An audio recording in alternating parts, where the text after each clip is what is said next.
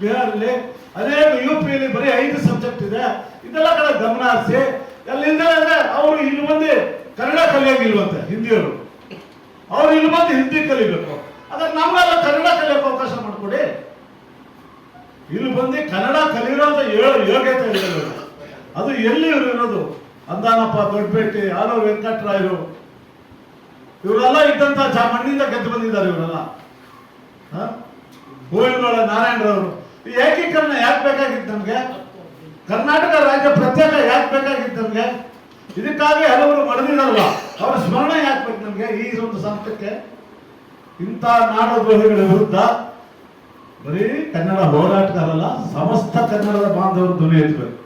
ಈ ಹೋರಾಟವನ್ನ ಕೈಗೆತ್ತಿಕೊಂಡಂತ ಪಾರ್ವತೇಶ್ ಮತ್ತು ರಾಧಾಕೃಷ್ಣ ಅವರಿಗೆ ನಾನು ಮೊದಲು ಧನ್ಯವಾದಗಳು ಹೇಳ್ತೀನಿ. ಯಾಕಂದ್ರೆ ಎಲ್ಲೋ ಒಂದ್ ಕಡೆ ಈ ಹೋರಾಟ ಆಗ್ತದೋ ಇಲ್ಲೋ ಅಂತ ಒಂದು ಸಂದರ್ಭದಲ್ಲಿ ಏನೋ ಒಂದು ಮಾಡಿದ್ವಿ.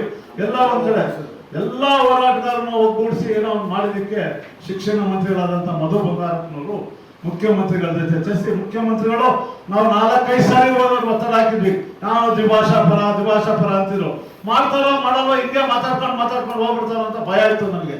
ಆದ್ರೆ ಎಲ್ಲ ಒಂದ್ ಕಡೆ ಮುಖ್ಯಮಂತ್ರಿ ಅವ್ರೇನು ಕನ್ನಡದ ರಾಮಯ್ಯ ಅಂತಿದ್ವಿ, ಅವರು ಮೊದಲನೇ ಕನ್ನಡ ಕಾವಲು ಪಡೆಯ ಅಧ್ಯಕ್ಷರಾದಂಥವ್ರು. ಸಾರ್ಥಕವಾಯ್ತು ಅನ್ಸುತ್ತೆ ನಮಗೆ. ಆದ್ರಿಂದ ಈ ನಾಡದ್ರೋಹಿಗಳ ವಿರುದ್ಧ ನಿಮ್ಮಗಳು ಧ್ವನಿ ಇರಬೇಕು. ಇವತ್ತು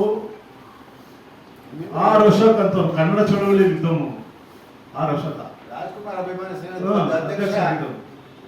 ಒಂದೆಲ್ಲ ಒಂದು ಕಡೆ ಗುಲಾಮರಿಗೆ ಅವರ ಎಂಜಲ್ ಲೆಕ್ಕಕ್ಕೆ ತನ್ನ ತಾಯಿಯನ್ನು ಬಲಿ ಕೊಡ್ತಾರಲ್ಲ. ಕನ್ನಡ ಭಾಷೆನ ನಾವೆಲ್ಲ ತಾಯಿ ಅಂತಾನೆ ಆಸ್ವಾದಿಸಿದ್ರು. ಆದ್ರಿಂದ ಈ ನಾಡದ್ರೋಹಿಗಳ ವಿರುದ್ಧ ನಿಮ್ಮ ಧ್ವನಿಯನ್ನು ನಮಗೆ ಕೈ ಜೋಡಿಸ್ತೀವಿ ಅಂತ ಹೇಳ್ತಾ 2 ಮಾತು ಮುಗಿಸ್ತೀನಿ. ನಮಸ್ಕಾರ.